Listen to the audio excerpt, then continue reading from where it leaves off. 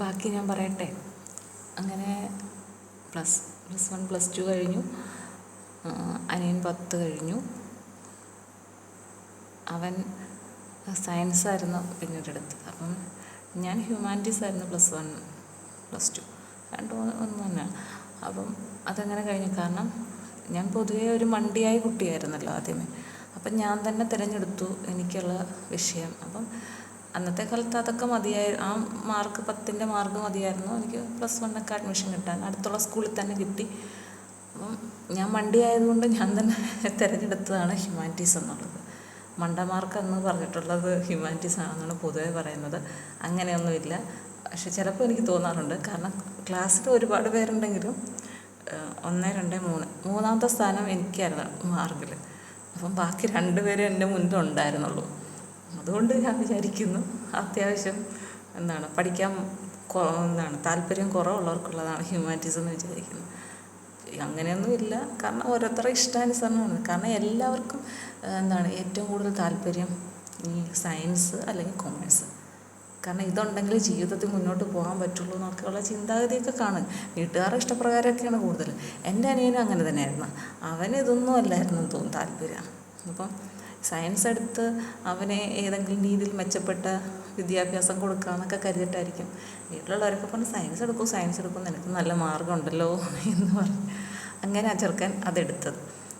പക്ഷേ അവന് അതിനോടൊന്നും താല്പര്യമൊന്നുമില്ലായിരുന്നു. അവന് വേറെ പലതുമായിരുന്നു താല്പര്യം. അവന് എപ്പോഴും ആ പ്രായം തൊട്ടേ എൻ്റെ അച്ഛൻ ഈ ജിമ്മിൽ പോകുന്ന എന്നുവെച്ചാൽ അച്ഛൻ്റെ ആ പ്രായത്തിലും ആ സമയത്ത് വളരെ ദൂരെയായിരുന്നു ജിമ്മുള്ളത്. അവിടെ പോയി ജിമ്മിൽ വർക്കൗട്ട് ചെയ്യുന്ന ആളായിരുന്നു എൻ്റെ അച്ഛൻ.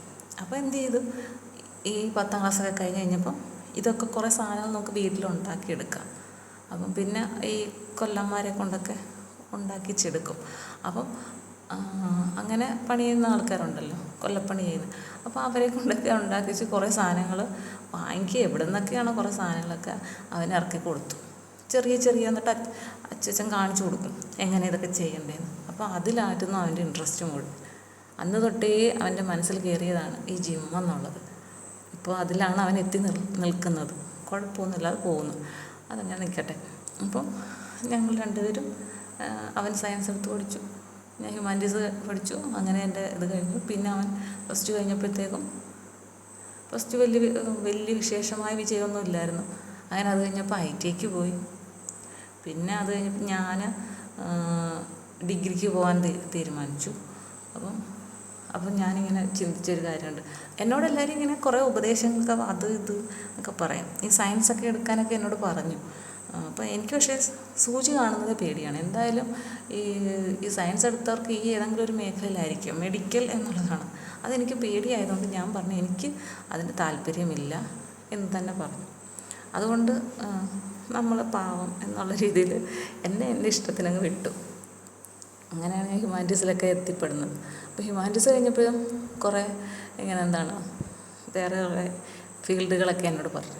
എനിക്കതിലൊന്നും താല്പര്യം തോന്നിയില്ല.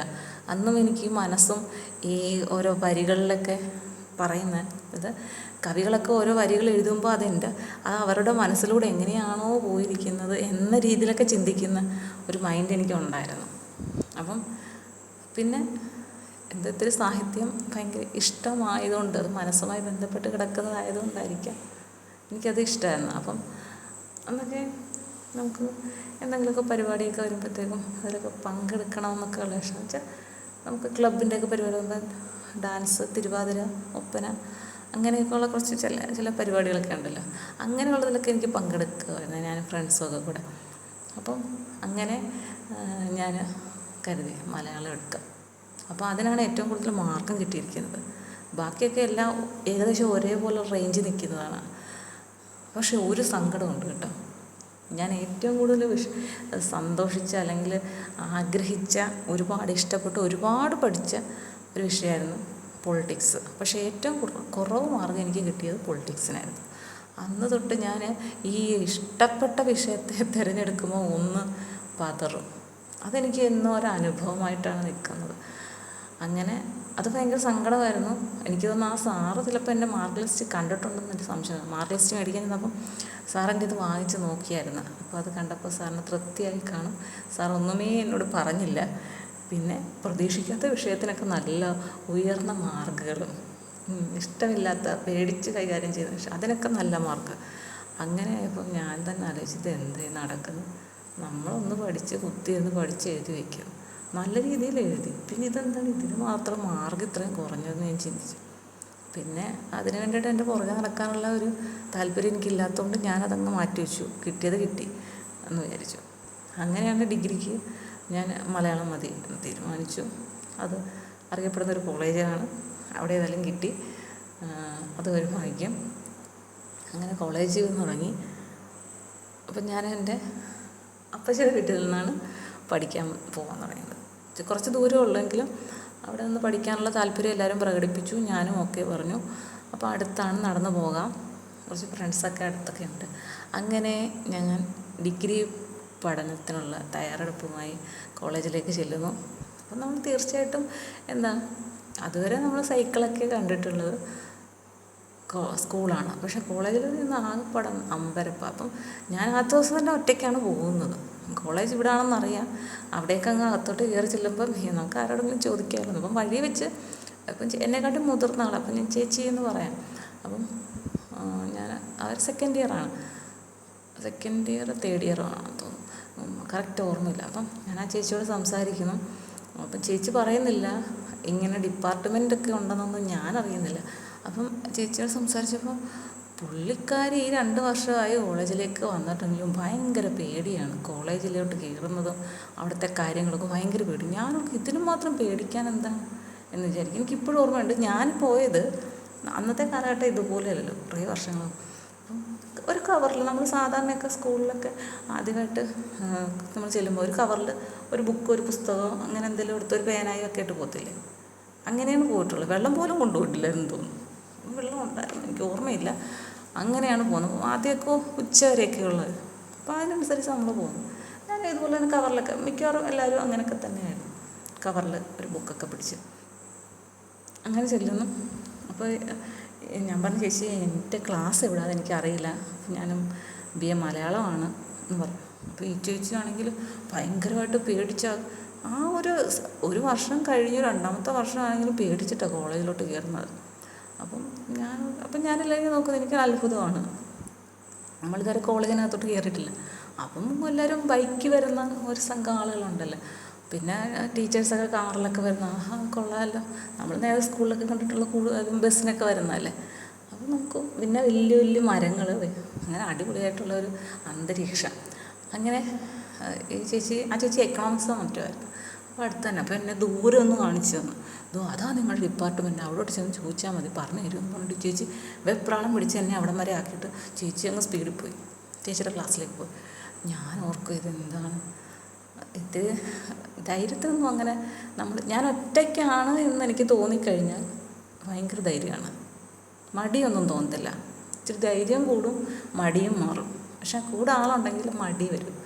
അവരും ഉണ്ടല്ലോ, അവരാരെങ്കിലും ചോദിക്കട്ടെ, ഈ ഒരു മൈൻഡ്. പക്ഷെ ഒറ്റയ്ക്കാണെങ്കിൽ ഞാൻ ഇച്ചിരി ധൈര്യം കാണിക്കുന്ന കൂട്ടത്തിലാണ്.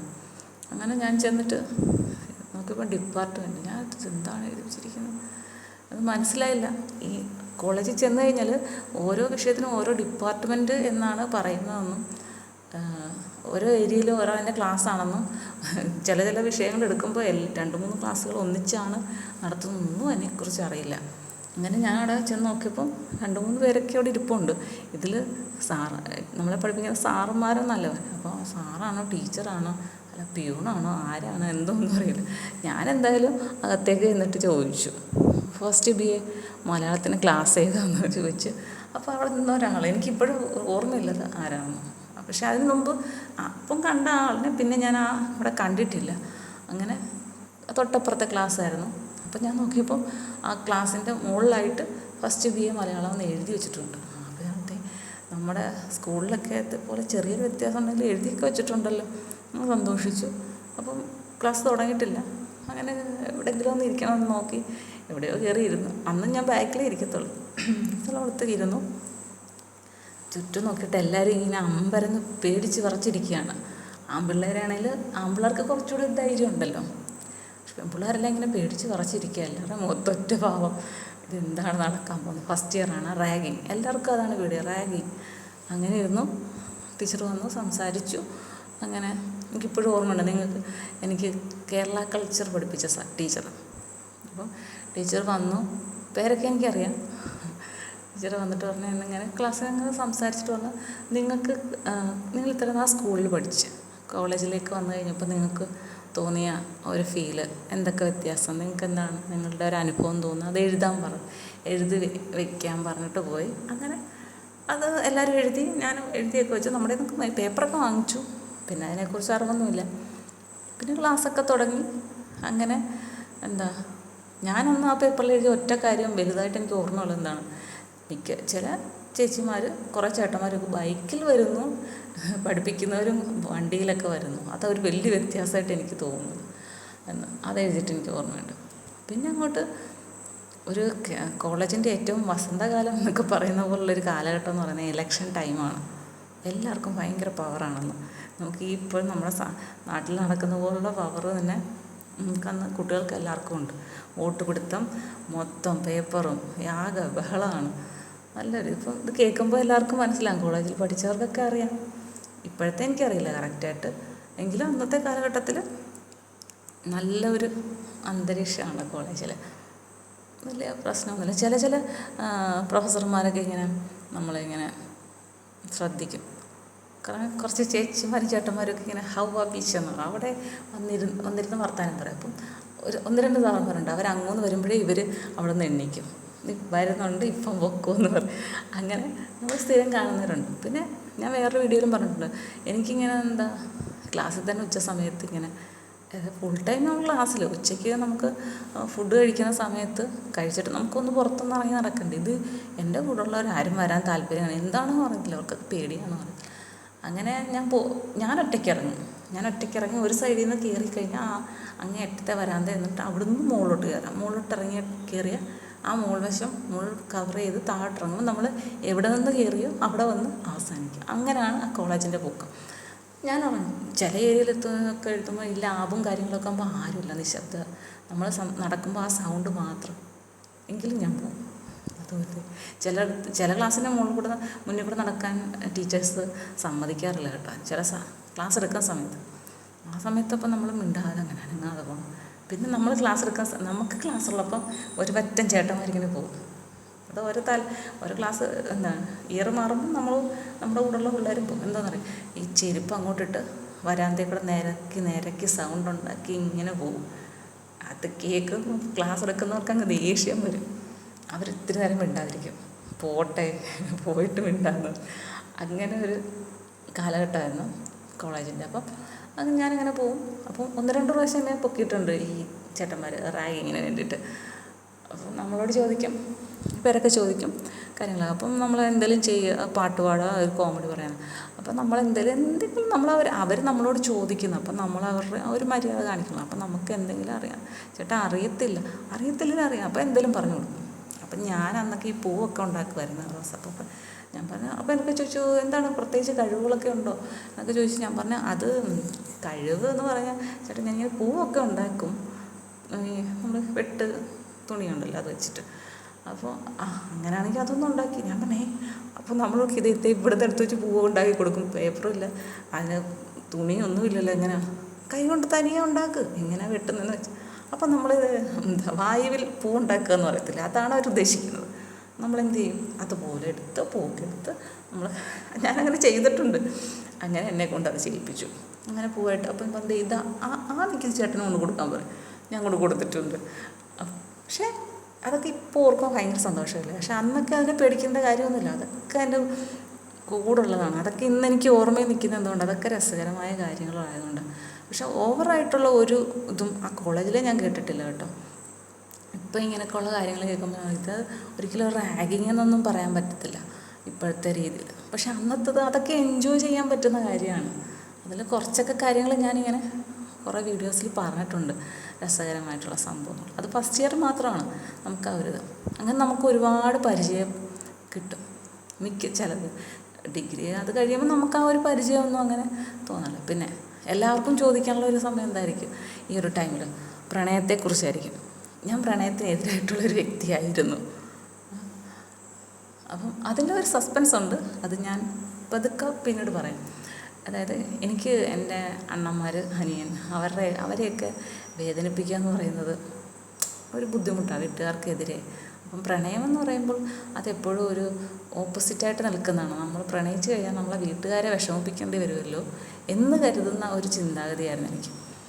പ്രണയം ഒക്കെ 1, 2, 3, 4 എണ്ണി ചിലത് ഞാൻ എഴുതി വെച്ചിട്ടുണ്ട്. എനിക്കതൊരു രസം, നമ്മുടെ ജീവിതത്തിലൊരു രസകരമായൊരു കാര്യമാണ്. അപ്പം ഞാൻ പഠിക്കുന്ന വീട്ടിൽ നിന്ന് കോളേജിലേക്ക് വരുന്ന വരെ ഒരുപാട് പേരെ കാണും. അപ്പം ചിലരൊക്കെ നമ്മളോടത് പറയും, ചിലർ ഇങ്ങനെ ആരോടെങ്കിലൊക്കെ പറഞ്ഞു, നിങ്ങളോർക്ക് ഈ പെണ്ണ് അത്രമാത്രം സുന്ദരിയാണ്. സൗന്ദര്യമൊന്നുമില്ല, ആ കണ്ണിനുള്ള സൗന്ദര്യമേ ഉള്ളൂ എന്ന് കരുതിക്കോളൂ. അപ്പോൾ അത്രയേ ഉള്ളെങ്കിലും ആൾക്കാർക്ക് ആരോടാണ് എപ്പോൾ വേണമെങ്കിലും ഇഷ്ടം തോന്നാമല്ലോ. ഞാൻ അങ്ങനെ വിശ്വസിക്കുന്ന ആളാണ്. ബാഹ്യമായ സൗന്ദര്യത്തെക്കാൾ അപ്പുറത്തേക്ക് എന്തെങ്കിലും ഒരു ഇഷ്ടം തോന്നും അല്ലേ? അപ്പം അത്ര വലിയ സുന്ദരിയല്ല എന്ന് ഞാൻ വീണ്ടും പറയുകയാണ്. അപ്പം അങ്ങനെ കുറച്ച് പേരൊക്കെ ഇങ്ങനെ പറഞ്ഞു. പക്ഷേ അതൊന്നും ഒരു എന്താ പറയുക, ഒരു ആത്മാർത്ഥതയുള്ളതായിട്ട് എനിക്ക് തോന്നുന്നില്ല. പക്ഷെ ഒരാളല്ല, ഒന്നിൽ കൂടുതലുണ്ടായിരുന്നു. എന്നിട്ട് 2-3 പേരോട് ഞാനിങ്ങനെ ക്രൂവലായിട്ട് പെരുമാറിയിട്ടുണ്ട് എന്ന് എനിക്ക് തോന്നിയിട്ടുണ്ട്. അത് ഒരു ചേട്ടൻ. അപ്പം ഞാൻ സ്ഥിരം ഞങ്ങൾ പോകുന്ന വഴിക്ക് ഒരു അമ്പലമുണ്ട്. അപ്പോൾ അവിടെ ഞാൻ തൊഴുതിട്ടാണ് പോവുക. അപ്പം 2-3 പ്രാവശ്യം എന്നെ ശ്രദ്ധിക്കുന്നു എന്ന് എനിക്ക് മനസ്സിലായി. അങ്ങനെ ഞാനിപ്പോൾ അങ്ങനെ ഒരു ഇടവഴി കൂടെയാണ് പോകാം. അപ്പുറത്തോട് വഴിയുണ്ട്. ഇടവഴി എന്ന് പറഞ്ഞാൽ ചെറിയ ഇടവഴിയല്ല, ഓട്ടോയൊക്കെ കാറൊക്കെ പോകുന്ന വിധത്തിലുള്ള വഴി. അപ്പുറം ഇപ്പുറം വീടുകളാണ് നിറച്ച്. അപ്പം ഞാൻ അതുവഴിയാണ്, ക്രോസ് കട്ടാണ്, അതുവഴിയാണ് പോകുന്നത്.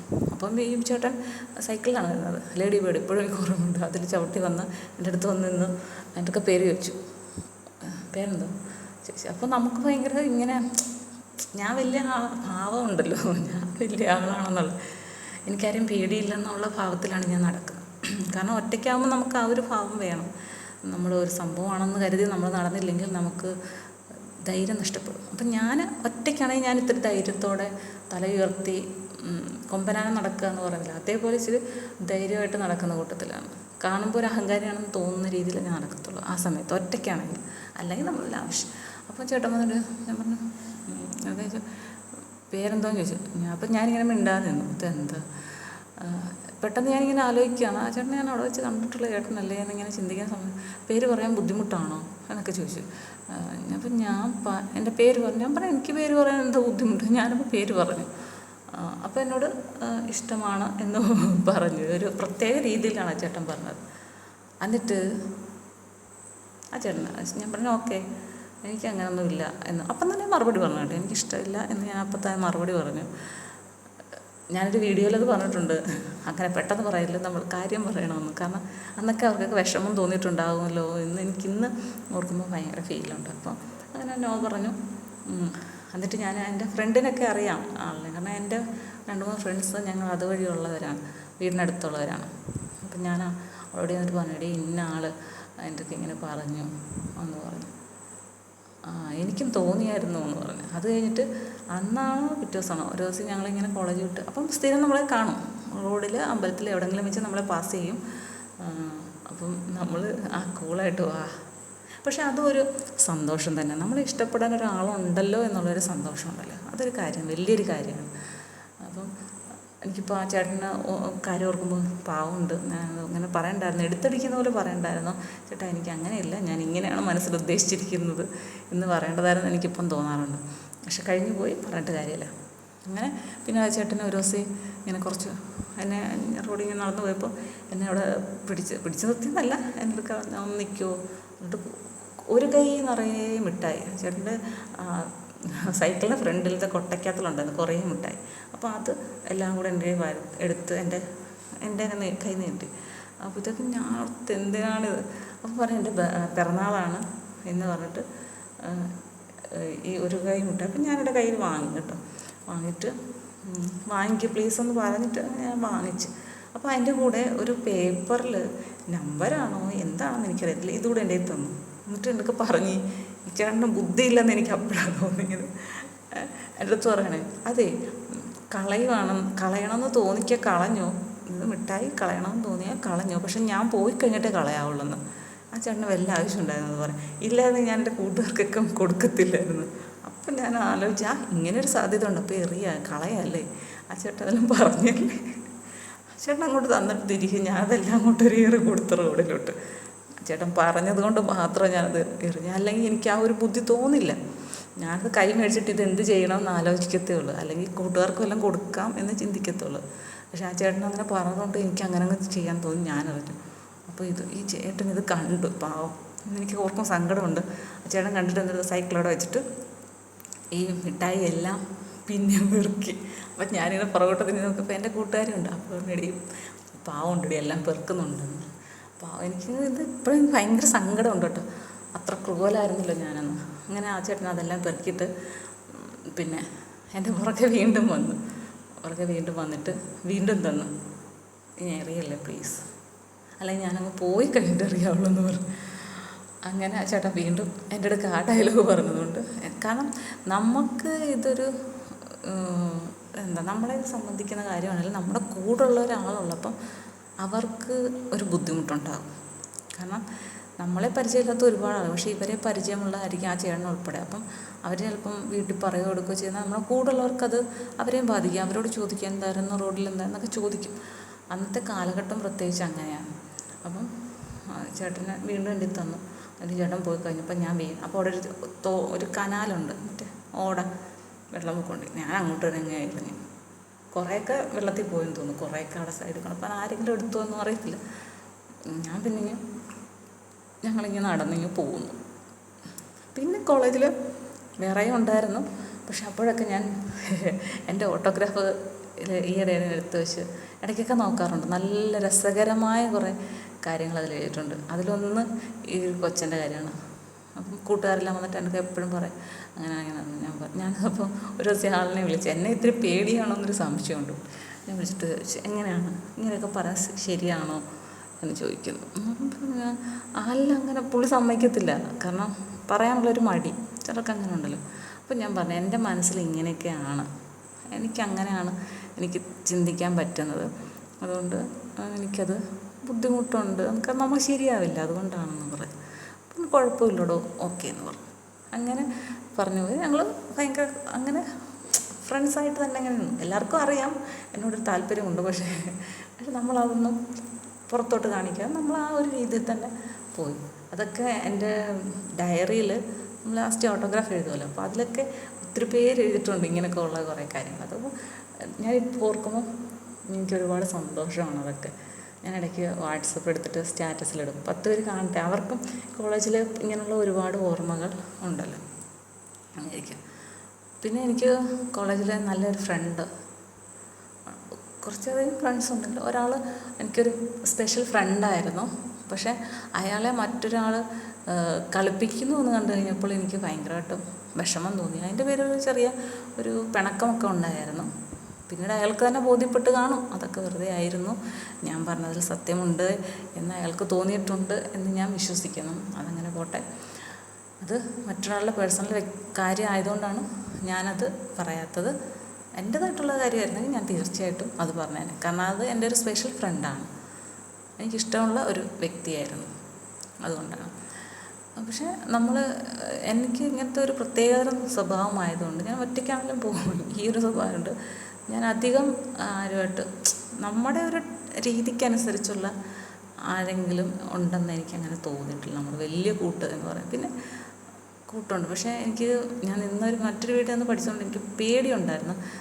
കൃത്യസമയത്ത് ചെല്ലണം എന്നൊക്കെ ഉള്ള ഒരു പേടിയുണ്ട്. അവിടെ അല്ലെങ്കിൽ തിരക്കും, നമുക്ക് മറുപടി പറയാം. നമ്മളിപ്പം 4 മണി വരെ ക്ലാസ് ഉണ്ടെന്ന് പറഞ്ഞാൽ പലരും വിശ്വസിക്കില്ല. അങ്ങനെയൊക്കെ ഒരു കാലഘട്ടം കൂടി ആയിരുന്നു കോളേജ് ലൈഫ്.